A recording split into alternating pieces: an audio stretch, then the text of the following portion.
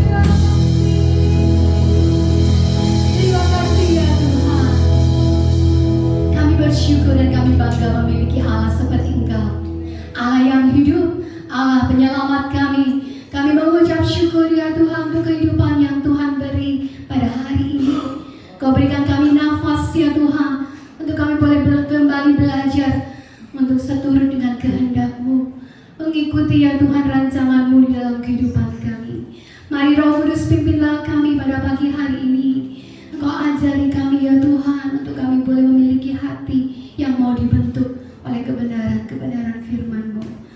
Di dalam nama Tuhan Yesus, kami berdoa, kami bersyukur, dan kami mohon pimpinan Engkau pagi hari ini. Haleluya, amin. Tetap berdiri ya. Ajaib, sungguh ajaib kuasa Tuhan bagi hidup kita. Saudara yang mengambil janji dengan segenap hati kita, kita lakukan kita oleh yang ajaib. Ajaib, sungguh ajaib kuasanya bagiku. Ajaib, sungguh ajaib anugerahnya dalam hidupku. Ajaib, sungguh ajaib kasih Yesus bagiku. Betapa heran ku menyaksikan perbuatannya yang ajaib.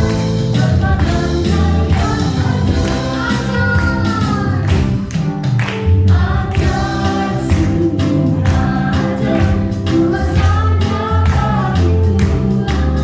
Ajaib, sungguh ajaib anugerahnya dalam hidupku. Ajaib, sungguh ajaib kasih Yesus bagiku. Betapa heran ku menyaksikan perbuatannya yang ajaib. Setiap hari ku menikmati berkat yang melimpah sepanjang hidupku, merasakan kebaikannya, kasih setianya. Ajaiblah Tuhan Yesusku, ajaib selamanya. Haleluya, ku puji namanya. Ajaib, ajaib, sungguh ajaib kuasanya bagiku. Ajaib, sungguh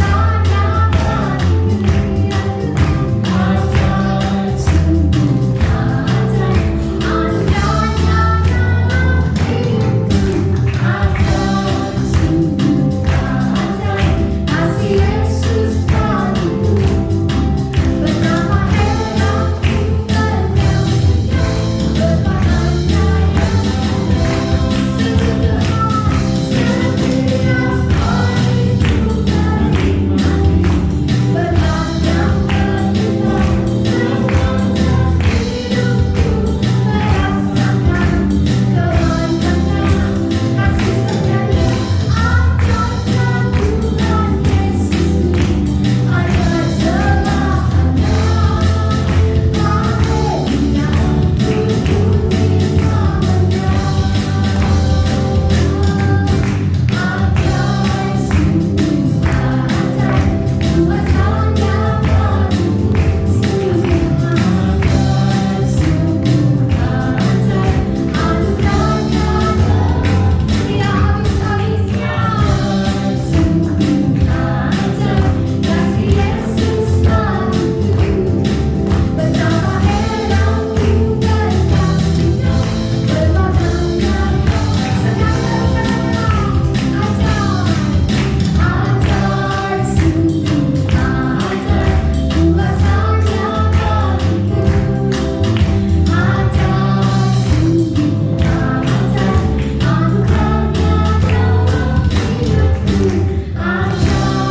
sungguh ajaib kasih Yesus bagiku. Betapa heran ku menyaksikan perbuatannya yang ajaib.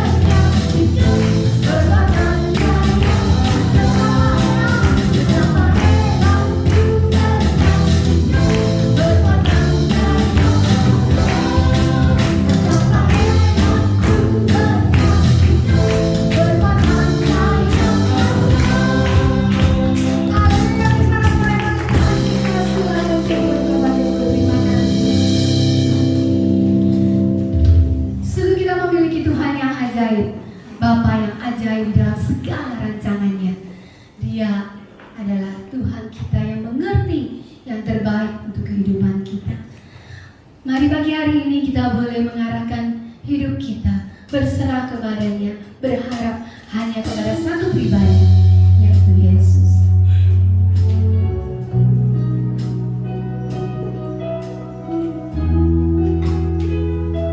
Mari ya Bapa, Engkau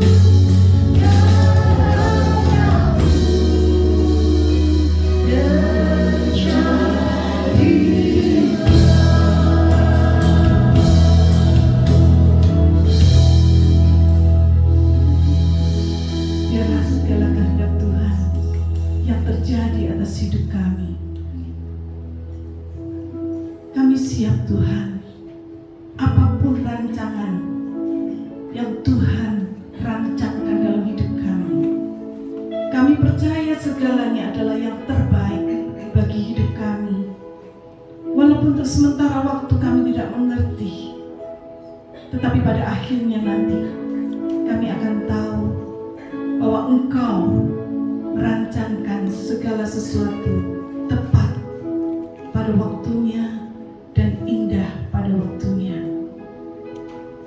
Biarlah segala pujian yang sudah kami naikkan ke hadirat Bapa boleh berkenan dan menyenangkan hati Bapa di surga. Dan sebentar Tuhan kami akan siap mendengarkan firman-Mu.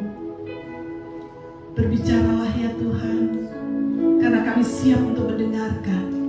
Kami siap untuk diisi Tuhan, supaya kami boleh mengerti rancangan Tuhan yang terbaik dalam hidup kami. Kau pakai hamba-Mu Tuhan yang akan menyampaikan kebenaran firman-Mu. Kau urapi dia dengan kuasa dari surga, sehingga benar-benar firman-Mu boleh berkuasa menegur kami, menguatkan kami, membawa kami pada jalan-Mu yang benar Tuhan, sehingga kami boleh semakin dewasa di dalam pertumbuhan rohani kami. Demikian juga anak-anak sekolah minggu yang akan beribadah. Tuhan menolong mereka, memberkati mereka, dan guru sekolah minggu yang akan mendampingi mereka supaya diberikan hikmat oleh Tuhan untuk bisa menyampaikan kebenaran firman-Mu kepada anak-anak yang masih kecil ini. Kami siap Tuhan, dan kami serahkan waktu kami ke dalam pimpinan Roh Kudus. Kiranya Tuhan sendiri yang akan bekerja secara pribadi di dalam kehidupan setiap kami anak-anak-Mu. Berbicaralah ya Tuhan. Kami mau menjadi Maria-Maria yang duduk diam di bawah kaki Tuhan. Kami panjatkan doa kami hanya di dalam satu nama, yaitu Tuhan Yesus Kristus. Dan setiap kita yang mengaminkan katakan amin. Selamat beribadah anak-anak sekolah minggu. Dan kita semua, ialah firman Tuhan sebentar yang akan disampaikan oleh Ibu Ana Anggreni, boleh menjadi kekuatan bagi tubuh, bagi jiwa kita. Silakan duduk.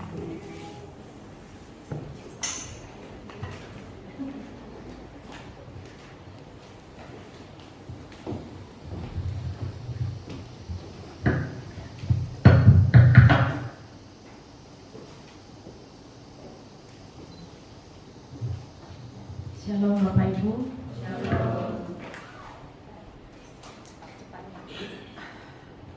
Ya, kita buka dari Matius 7 ayat 7 sampai 11.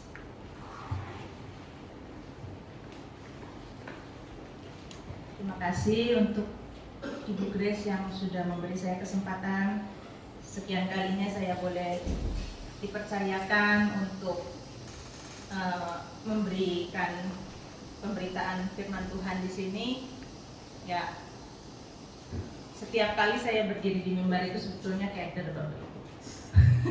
Karena ini kan saya itu seolah-olah sebagai perpanjangan mulut Tuhan ya untuk memberitakan firman. Lah kalau saya ngaco gitu ngawur kan gimana? Kan jadi ini kan tanggung jawab besar gitu. Jadi setiap kali mau ini tuh saya sebetulnya gimana ya gitu ya. Tuhan tolong gitu ya, karena betul ini tanggung jawab besar Bapak Ibu untuk berdiri di sini dan menyampaikan. Kalau misalnya saya ngawur kan bukan firman Tuhan jadinya, firmannya Anda jadinya. Oke, Bapak Ibu, kita akan baca Matius 7 ayat 7 sampai 11. Kita gantian aja ya, saya ayat yang ke-7, Bapak Ibu 8, saya 9, 10. Saya 9, Bapak Ibu 10, dan kemudian saya 11. Matius 7 ayat 7, mintalah maka akan diberikan kepadamu, carilah maka kamu akan mendapat, ketuklah maka pintu akan dibukakan bagimu. 8. Setiap orang yang meminta menerima, dan setiap orang yang mencari mendapat, dan setiap orang yang mengetuk baginya pintu dibukakan. Adakah seorang daripadamu yang memberi batu kepada anaknya jika ia meminta roti? Atau memberi ular jika ia meminta ikan?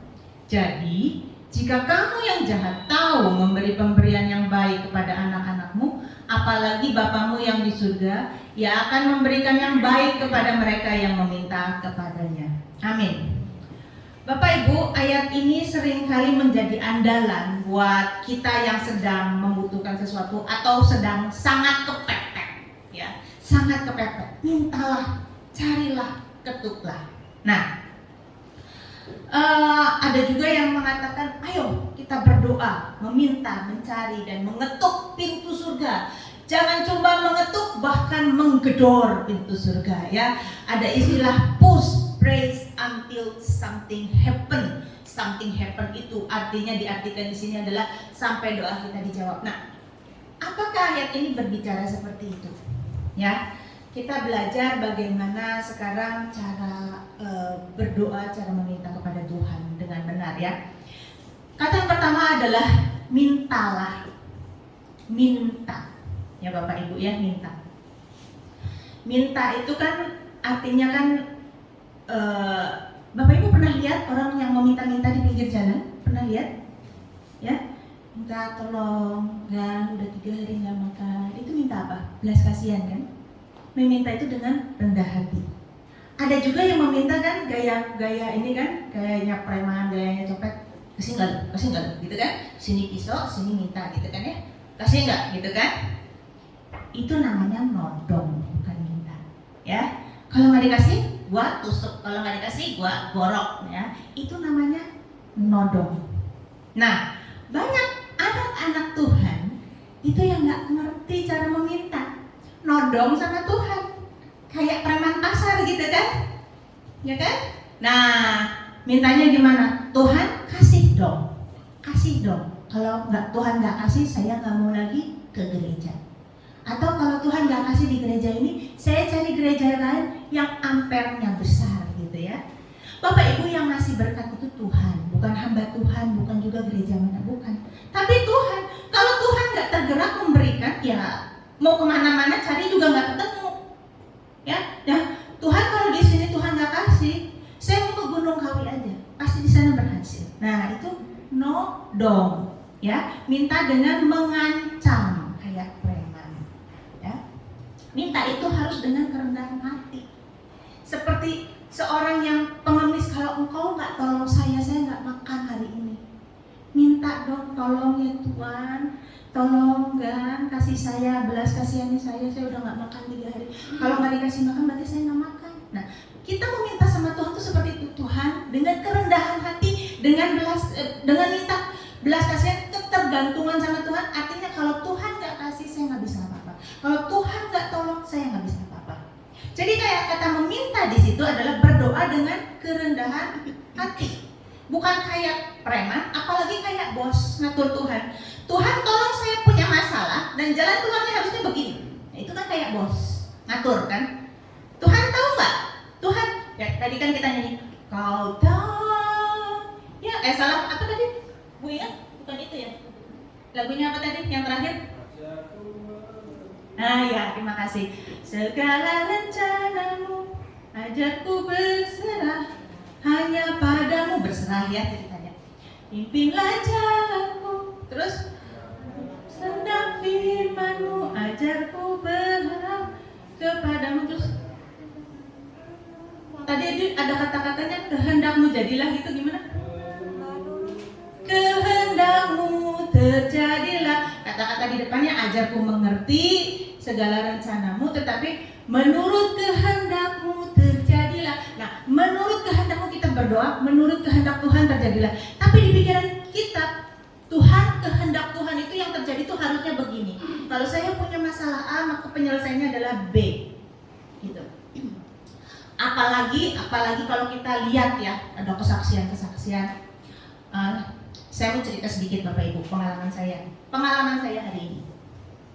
Saya ini minggu lalu, udah 1 minggu, hari Senin ya, ini udah hari apa ini? Hari Minggu, hari Senin. Saya itu ada gigi yang paling belakang, ini tumbuhnya itu ketutup gusi gitu. Jadi tumbuh sebelahnya ketutup gusi. Dan itu seringkali bengkak, kalau ada makanan nyelip bengkak dan nyut. Akhirnya saya nggak tahan, saya minta tolong dokter gigi untuk cabut. Nah, ternyata kalau akar begitu kan biasanya gini ya, dua tengahnya tuh lubang gitu ya, dua gini kan nancep. Ternyata entah mungkin karena saya banyak kalsium atau umur saya udah segini, itu tulangnya tuh nyambung, jadi gendut, akarnya tuh bukan gini tapi gendut gini. Dan itu sudah nempel ke tulang rahang saya, sudah susah dicabut. Akhirnya untuk dicabut itu dipotong. Jadi antara tulang rahang dengan tulang gigi udah nyambung, dipotong. Nah sekarang di belakang sini itu lubang, gitu ya. Dan saya itu untuk bicara itu sebetulnya susah. Jadi di rumah pun saya nggak banyak bicara, paling gitu aja di rumah. Nah terus, aduh Tuhan gimana ya, ini sudah jadwal dari lama, saya harus khotbah di sini, saya harus bicara di sini. Nah mungkin saya bisa kesaksian, Bapak Ibu, ada mujizat terjadi tiba-tiba. Cenut-cenut saya yang kalau malam itu bisa jalan ke sini, tulang kan kalau dipotong kan linunya minta ampun ya Bapak Ibu ya, apalagi masih lubang. Dan kalau saya lihat itu di kaca kelihatan tulang rahang saya itu masih belum ketutup sama daging. Nah cenut-cenut kalau minum salah, mau makan salah gitu ya, cenut-cenut sampai ke sini rasanya linu sekali. Nah puji Tuhan Bapak Ibu, mujizat terjadi, pertolongan Tuhan terjadi. Saya bisa cerita begitu, tapi saya mungkin nggak jujur, saya nggak cerita. Tadi pagi saya bikin havermut pakai susu dan makan dengan susah payah. Saya minum pakai sedotan dan saya makan Panadol yang 650 mg, bukan yang 500. Nah, bisa kan? Dan hilang. Nah, banyak orang kesaksian seperti itu. Ada hal yang di skip, ada hal yang nggak diomongin, ya kan? Bapak Ibu tahu, ketika saya butuh uang untuk sesuatu proyek, saya berdoa dan Tuhan mengabulkan, Tuhan buka jalan, ada pertolongan, tiba-tiba ada yang transfer, tapi nggak dikasih tahu, ya.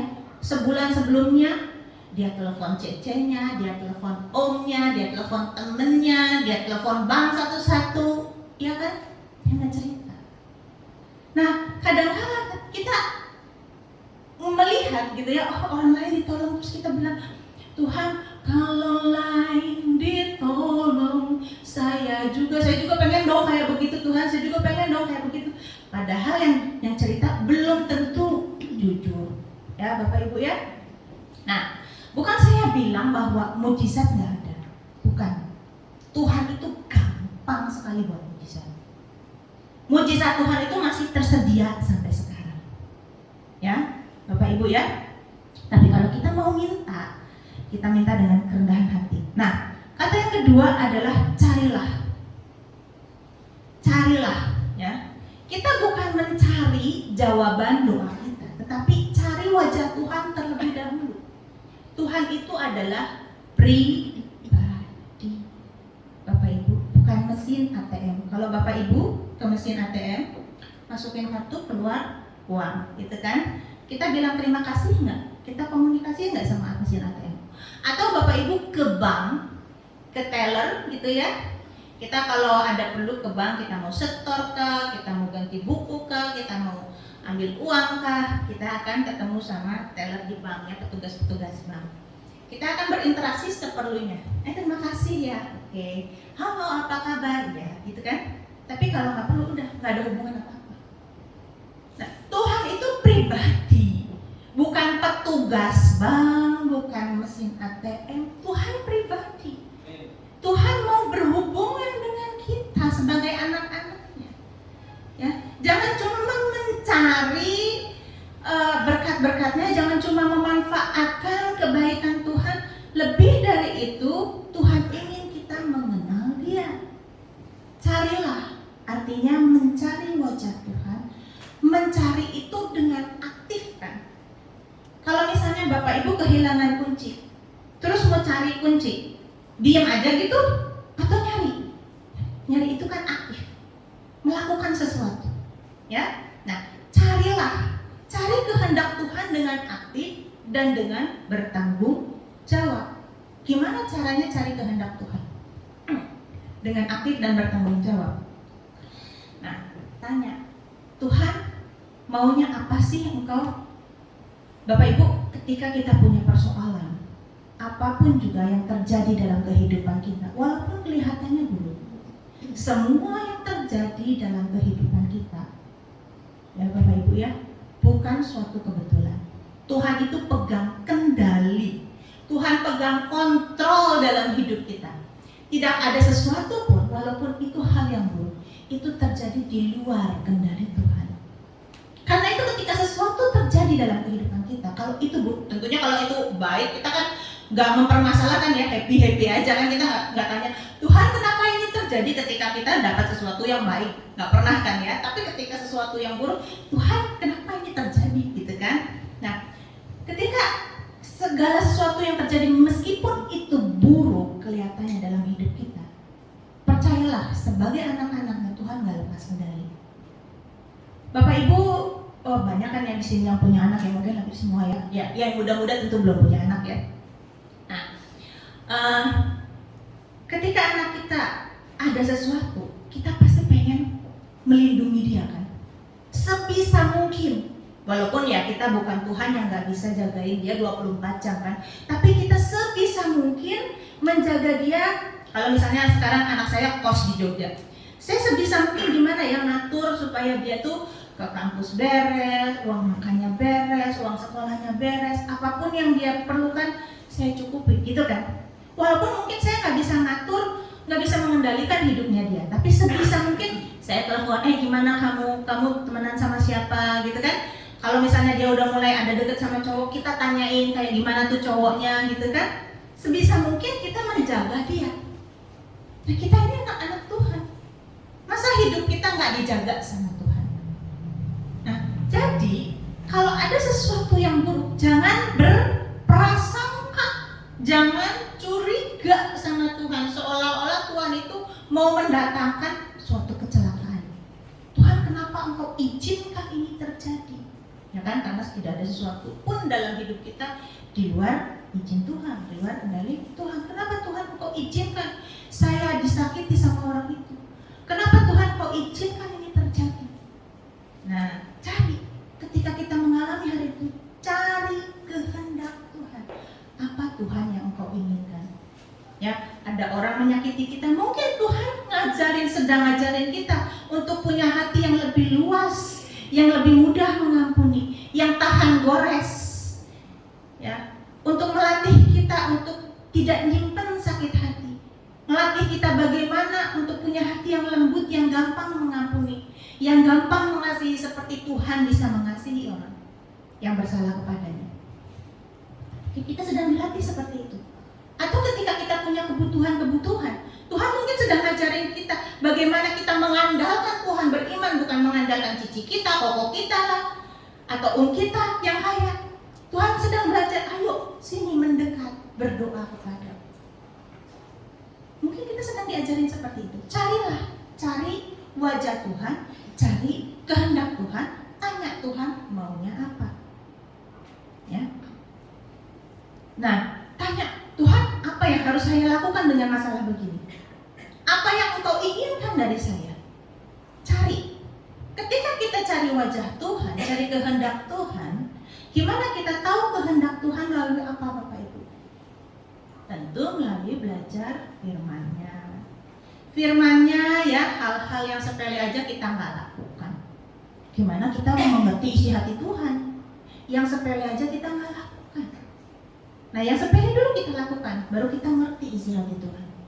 Kita cari kehendak Tuhan dengan cara apa? Dengerin firman Tuhan. Dengerin firman Tuhan ya di gereja ini, di PA atau di apapun ya, kegiatan gereja. Di situ kita belajar firman, di situ kita belajar tentang pribadi Tuhan, di situ kita belajar bagaimana mengerti kehendak Tuhan. Ya Bapak Ibu, saya ini ibu rumah tangga.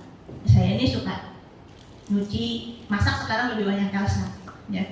Tapi saya suka nyuci, saya suka bersih-bersih. Saya sebetulnya untuk masak itu saya bisa masak, tapi saya itu kadang-kadang suka males gitu masak. Saya lebih senang bersih-bersih. Kalau masak kan bikin kotor, kalau bersih-bersih itu kan bikin bersih. Saya lebih senang kayak gitu.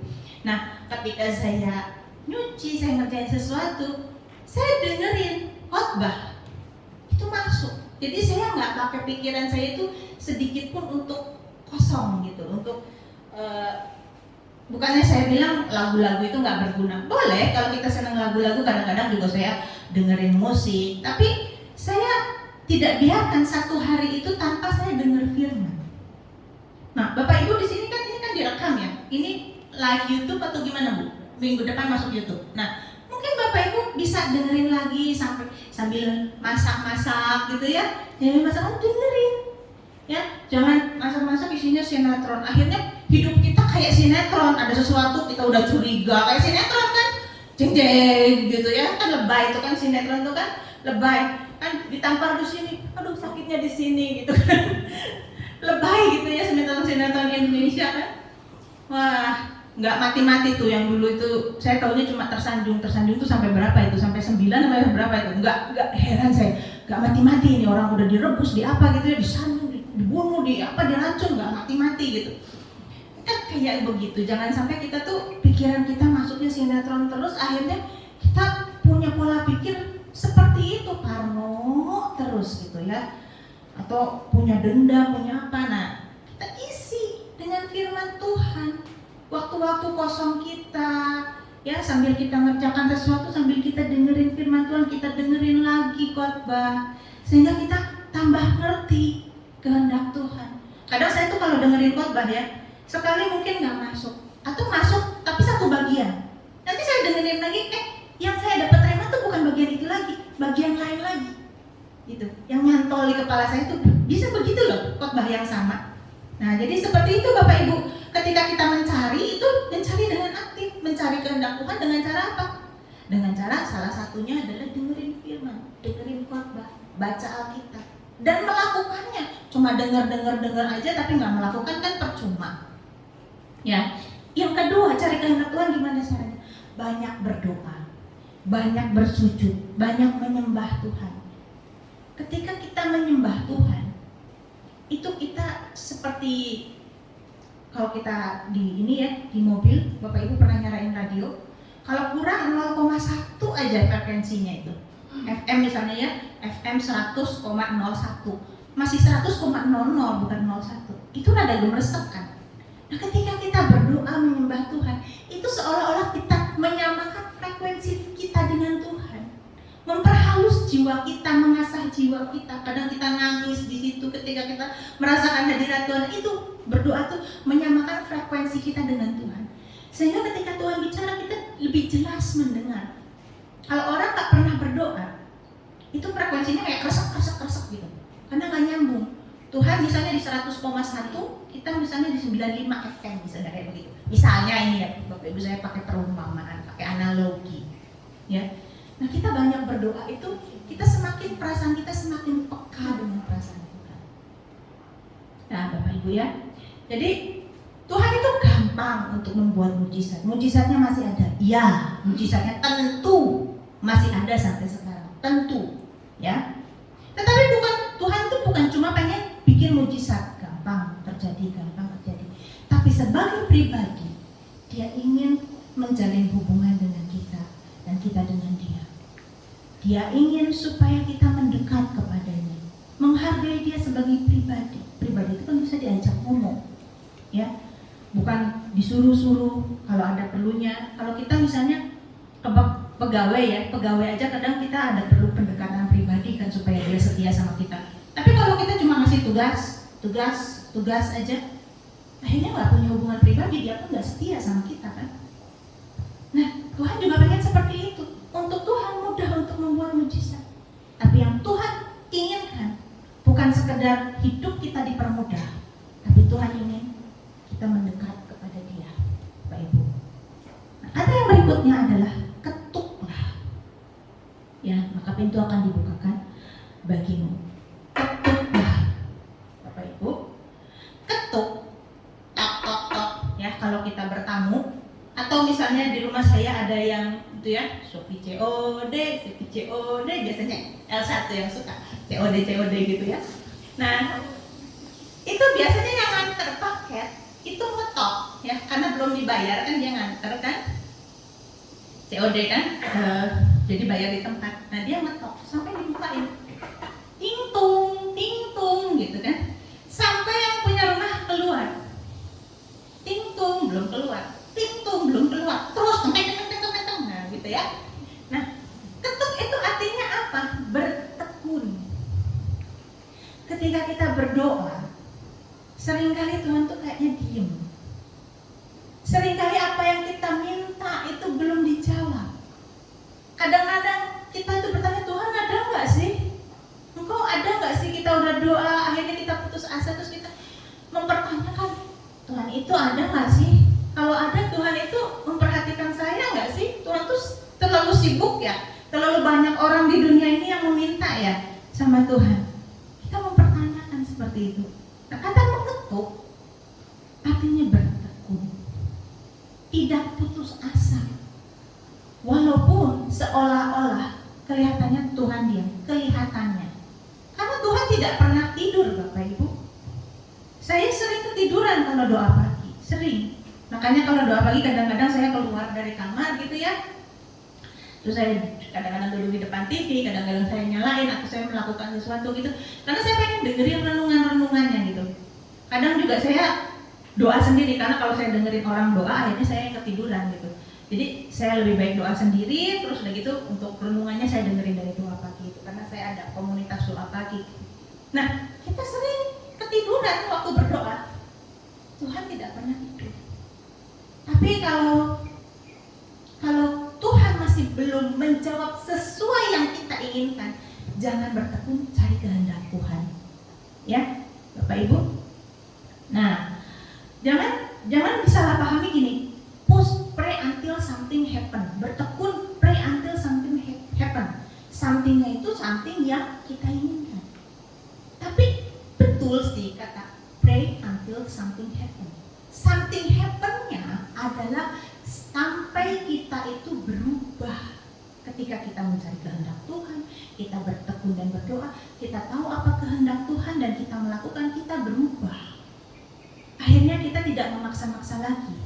Kita percaya bahwa Tuhan yang menjaga hidup kita, kita berserah kepada Tuhan dan kita berubah karakter kita. Nah, itulah pray until something happen. Bukan Tuhan yang berubah, bukan situasi kita yang berubah, tapi kita yang berubah. Betul, pray until something happen. Tapi something happen di sini bukan situasi kita yang berubah sesuai dengan yang kita mau, tapi kita yang berubah sesuai dengan yang Tuhan mau dengan cara berdoa. Ya. Nah, di sini dikatakan, jadi jika kamu yang jahat tahu memberi pemberian yang baik kepada anak-anakmu, apalagi Bapamu yang di surga, Ia akan memberikan yang baik kepada mereka yang meminta kepadanya. Nah, jadi kalau kita ini yang banyak dosa, Bapak Ibu ya, tahu kan memberi pemberian yang baik kepada anak-anak kita, apalagi Bapak kita yang di surga. Nah, masalahnya ketika kita minta sama Tuhan, kita pikir yang kita minta itu yang baik buat kita. Tapi belum tentu loh di pandangan Tuhan. Bapak Ibu pernah punya anak kecil kan ya? Ya, yang udah punya anak, pernah punya anak kecil. Anak lagi kecil, ketika saya masak, anaknya minta pisau, anak saya minta pisau. Saya kasih enggak? Enggak. Ya, tapi niatnya dia baik. Pengen bantuin mama. Ya, saya lagi ngepel, anak saya pengen. Tapi kan bikin tambah becek kan, tambah ngerepotin sebetulnya. Tapi dia baik loh, maksudnya pengen bantuin mama. Ya kan? Pengen bantuin mama. Anak kecil sebetulnya nggak ngerti apa yang baik. Bapak Ibu mungkin anak mulai remaja ya, umur 11 gitu ya, mulai akil balik, apalagi yang cowok gitu ya. Minta sepeda motor yang gede, sepeda motor cowok. Bapak Ibu kasih enggak? Dia belum mengerti, dia belum punya SIM, dia belum mengerti bertanggung jawab, dikasih enggak sepeda motor? Kalau dikasih, oke lah, dia sudah tingginya, sudah cukup, anak remajaan, sudah cukup tingginya.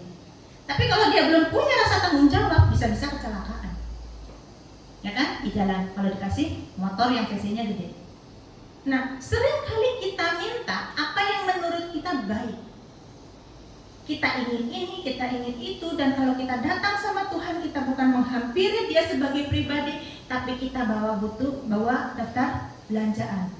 Kayak ibu-ibu kalau ke pasar kan, kalau ke Superindo kan, supaya nggak lupa bawa catatan kan, beli deterjen 2 bungkus, ya, terus udah gitu sunlight 1 bungkus, jangan lupa sabun mandi, odol udah habis, susu buat anak-anak, kita bawa daftar belanja dan kita bawa. Ketika berdoa sama Tuhan, Tuhan tolong ya anakku mau masuk kuliah, Tuhan tolong si ini belum dapat kerja, Tuhan tolong si ini belum dapat jodoh, begitu kan? kita datang sama Tuhan, kita bawa daftar belanjaan. Kayak kita mau ke pasar, bawang merah udah habis, ini lombok kecil udah habis, daging perlu dimasukin, kulkas freezernya udah kosong, perlu daging, perlu udang gitu kan. Nah, seringkali kita seperti itu. Tuhan, ini mobil udah 5 tahun belum diganti. Tuhan, aku butuh mobil baru. Oh ya, AC-nya juga udah nggak dingin, aku butuh mobil baru. Kalau nggak butuh uang buat ganti AC gitu. Ini. Seperti itu sama Tuhan, datang sama Tuhan. Kita bawa daftar keinginan. Tapi apakah itu yang kita butuhkan? Tuhan tahu apa yang kita butuhkan paling penting dalam hidup kita. Tuhan tahu. Dan itu adalah yang paling penting. Bukan dapat jodoh, bukan punya anak, bukan sembuh dari penyakit, bukan utang lunas. Yang paling penting adalah keselamatan kekal jiwa kita. Dan melalui setiap permasalahan, Tuhan sedang membentuk kita supaya jiwa kita diselamatkan. Bapak Ibu tahu kan kejadian yang sedang viral di berita-berita kan? Ada anak remaja yang bapaknya itu pejabat pajak, ya, kaya raya, walaupun katanya mengambil kekayaannya itu dengan tidak baik gitu ya. Nah, kemungkinan anak ini dari kecil bergelimang kemudahan, bergelimang fasilitas, ya. Pengen apa dikasih, pengen apa dikasih. Kalaupun misalnya salah, misalnya di sekolah salah gitu ya, mungkin berkelahi sama temennya, orang tuanya datang labrak gitu ya, dengan kekuatan uang. Nah, dibelain terus, akhirnya kayak gimana? Mungkin dia nggak nyangka, nggak ada ya anak yang cita-cita masuk penjara gitu ya. Nanti saya kalau gede cita-cita masuk penjara, nggak ada kan yang kayak gitu kan ya. Tapi kenapa dia bisa seperti itu? Karena pola asuh yang salah, karena lingkungan, karena didikan yang salah. Dia tidak pernah diajari untuk bertanggung jawab, untuk menyelesaikan permasalahannya sendiri dengan bertanggung jawab. Mungkin kalau misalnya dia punya kesusahan dulu waktu di sekolah, susah buat PR, mamanya panggil guru les, ya guru lesnya yang selesaiin PR.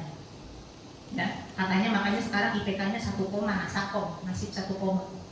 Nah, terus udah gitu, mungkin kalau misalnya dia berkelahi sama temennya, mamanya yang datang ke sekolah. Mamanya jadi pagar, orang tuanya jadi pagar, papanya jadi pagar, uang jadi pagar. Akhirnya seperti itu sekarang. Dia nggak nyangka seperti itu, pasti nggak nyangka, nggak mungkin dia menginginkan hal ini, nggak. Nah, tapi karena apa? Karena orang tuanya tidak mendidik dia dari kecil dengan baik. Bapak Ibu, kalau misalnya anak sekolah, anak senang nggak kalau ada PR, ada tugas?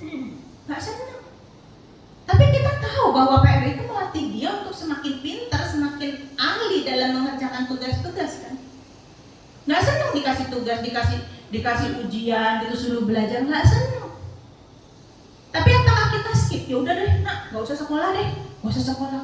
Nanti di sekolah kamu pusing, sakit kepala, nggak usah sekolah. Enggak, kita dorong, kita semangatin, nggak apa-apa. Udah ayo yang rajin belajar. Malah kita iming-imingin kan, kalau misalnya nilainya baik, nanti kamu mama ajak ke BNS. Kalau nilainya baik, kita jalan-jalan ke Jatim Park. Itu kan kita iming-imingin supaya bersemangat. Dan supaya dia bisa menyelesaikan tanggung jawabnya. Nah, kita juga gitu.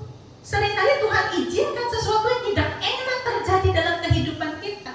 Itu adalah ujian-ujian yang membuat hidup kita serupa dengan Dia. Tujuannya tuh itu, melatih kita. Kita mungkin difitnah orang. Di situ Tuhan ngajarin, ayo mengampuni orang. Ya. Tuhan datangkan lagi misalnya permasalahan-permasalahan.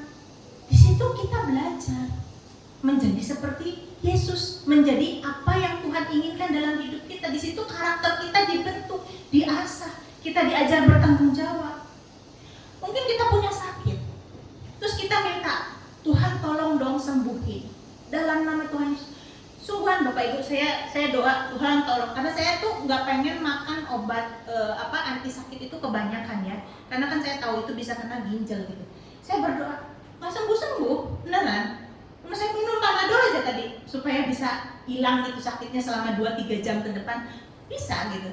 Nah, kadang-kadang kita sakit ya, terus kita berdoa, Tuhan nggak sembuhkan. Apa sih yang Tuhan inginkan? Tuhan bisa nggak nyembuhin dengan sekejap? Bisa. Kuasanya masih ada. Tapi kalau Tuhan nggak sembuhin, mungkin di situ Tuhan ajarin kita untuk bertanggung jawab dengan mulut kita, menahan mulut kita. Misalnya Bapak Ibu punya sakit ya, kolesterol tinggi. Sini kan biasanya kalau orang kolesterol kan sininya teng gitu ya, nggak enak di sini ya. Kalau Tuhan sembuhkan dengan sekejap, gampang, mudah buat Tuhan, bisa, pasti Tuhan bisa. Tapi apakah pola hidup Bapak Ibu berubah jadi orang yang bertanggung jawab untuk menjaga makanan, nggak makan yang lemak-lemak, nggak makan jeruan-jeruan, padahal itu yang enak kan ya, untuk orang Indonesia ya. Terus udah gitu berubah untuk rajin olahraga, enggak. Kalau sekejap, wah ini ternyata ada penyumbatan nih di jantung. Terus kita berdoa, mujizat terjadi, hilang semua sumbatan-sumbatan, nggak perlu dipasang lagi, nggak perlu di bypass gitu. Berubah nggak hidup kita? Enggak.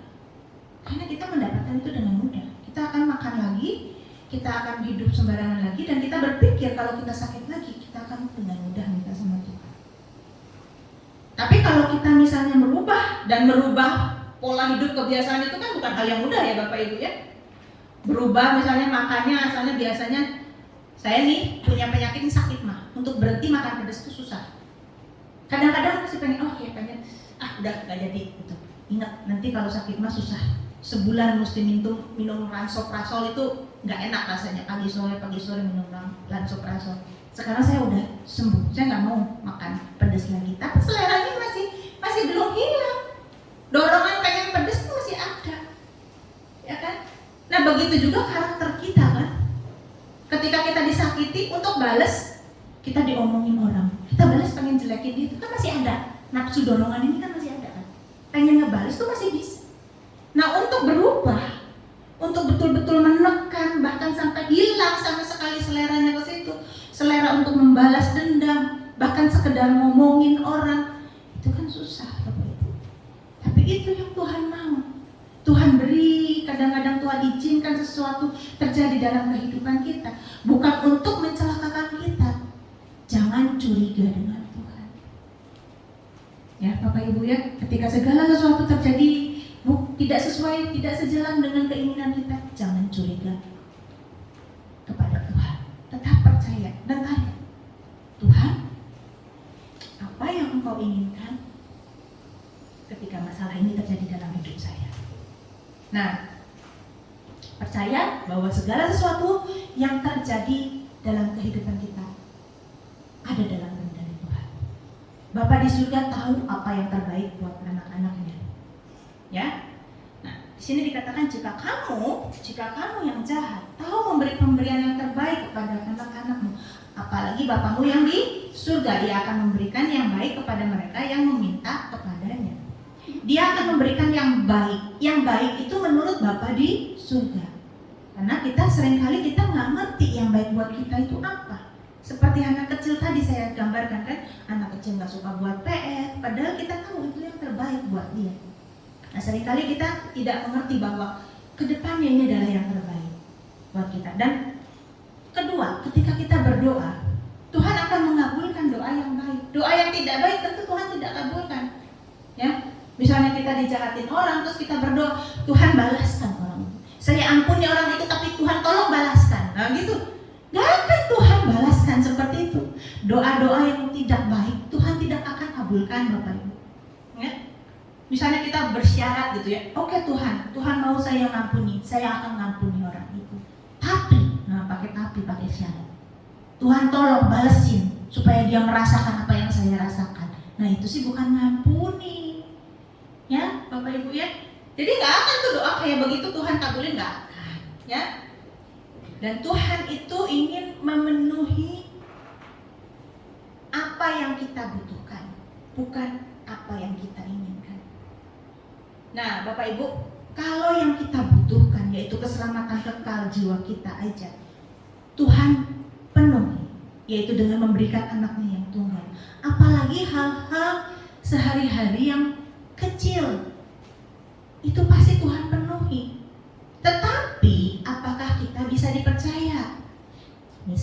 Misal ya, ada orang dulunya misalnya pegawai biasa.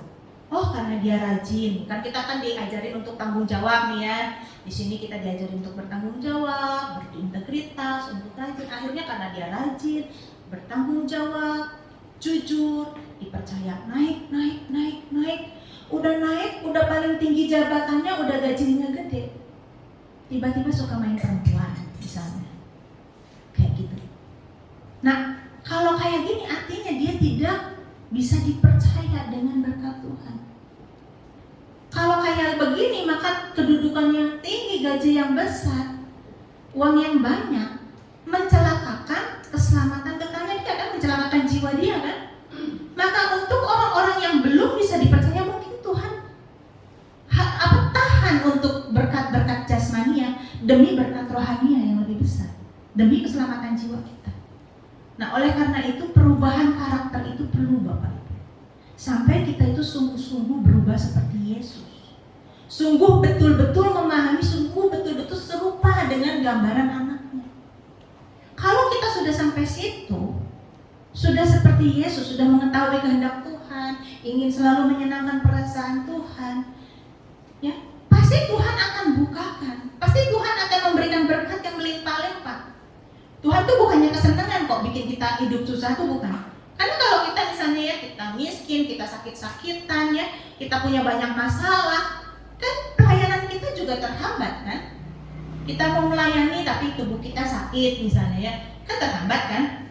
Kita pengen ikut bagian dalam pelayanan, ingin memberikan tapi kita nggak punya duit, kan juga susah kan. Nah, tapi kalau berkat-berkat jasmani itu merusak karakter kita, Tuhan gak akan kasih. Karena yang terpenting buat Tuhan, lebih penting berkat rohani, keselamatan kekal jiwa kita daripada berkat jasmani. Nah, bagaimana terus supaya kita ya mendapatkan berkat kekal tapi juga berkat jasmani? Kita berubah dulu, jadi orang yang bisa dipercaya. Ya. Dengan begitu segala kesulitan-kesulitan, hal-hal yang di dunia ini pasti Tuhan lancarkan. Tuhan gak pengen kok bikin kita susah, tuh Tuhan gak pengen. Tuhan pengen anak itu hidup lancar-lancar aja kok di dunia ini. Betul. Tapi kalau segala sesuatu kelancaran fasilitas itu merusak kita, kayak tuh yang lagi viral itu kan, lancar hidupnya, dibanjiri fasilitas sama bapaknya, tapi jadi begitu tuh karakternya. Nah, Tuhan tidak ingin kita seperti itu. Dengan cara apa? Dengan cara melatih otot-otot rohani kita, ya, melatih perasaan kita. Ya, mungkin perasaan kita dilukai, Tuhan ajarin kita untuk ngampuni. Kenapa? Ketika Tuhan percayakan sesuatu sama kita, percayakan kedudukan yang tinggi, Tuhan, kita nggak jadi gampang menindas orang lain. Itu Bapak Ibu, ya. Jadi di sini kita melihat bahwa formula doa ini sebetulnya bukan formula untuk menggedor-gedor Tuhan, memaksa Tuhan, apalagi mengatur Tuhan sesuai dengan keinginan kita. Tapi bagaimana kita datang dengan kerendahan hati, mencari kehendak Tuhan, dan mencari maunya Tuhan dalam hidup kita, dan berubah. Baru disitulah apa yang kita minta Tuhan beri. Amin. Ya, saya minta tolong tim musik. Mari kita tundukkan kepala.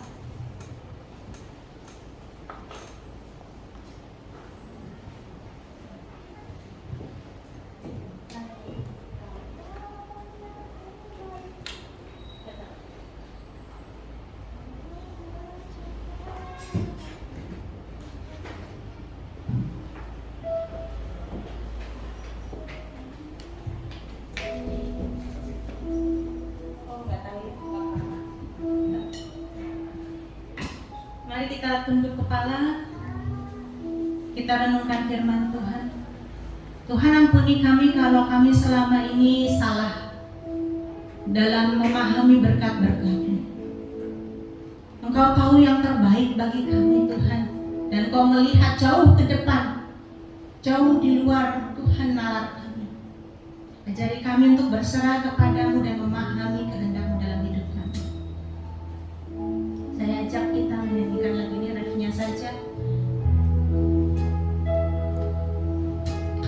yang terbaik. Kau tahu yang terbaik. Kau tak merancangkan yang buruk bagiku. Dalam segala hal,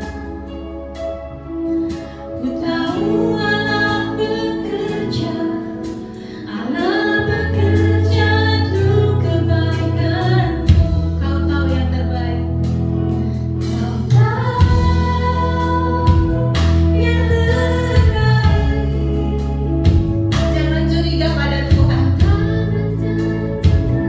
Yang buruk dalam segala hal.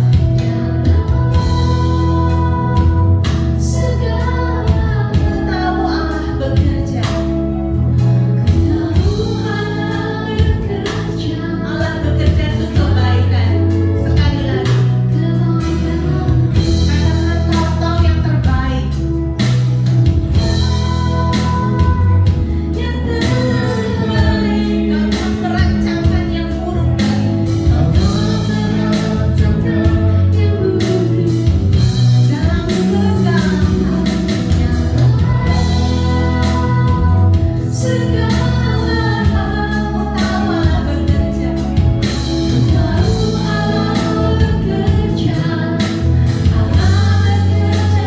Untuk kebaikanmu. Kau tahu yang terbaik. Kau tahu yang terbaik.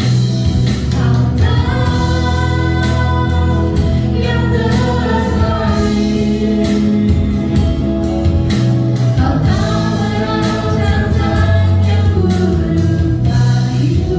Dalam segala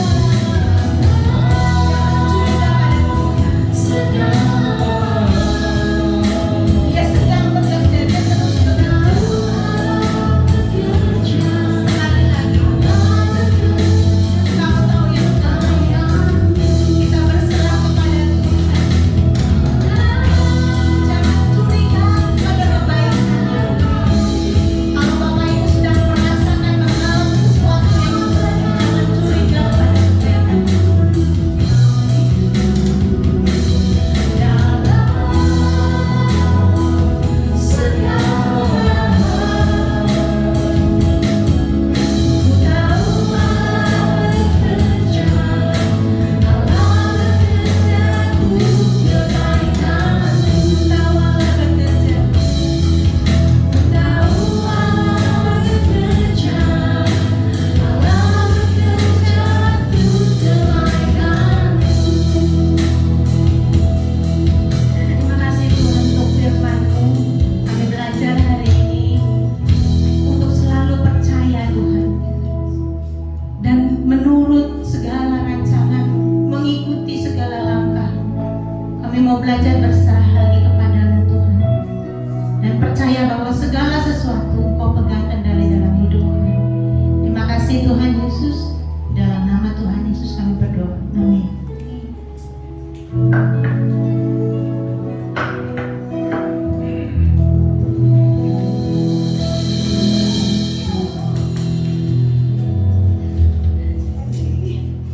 Kami mengucapkan terima kasih kepada Ibu Hana Anggreni untuk pelayanan pagi hari ini.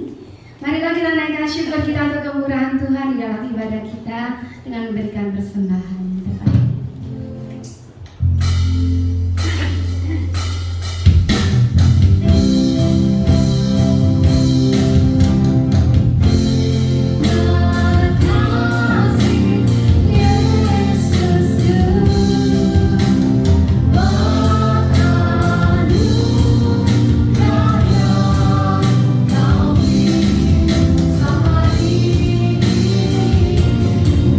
Tuhan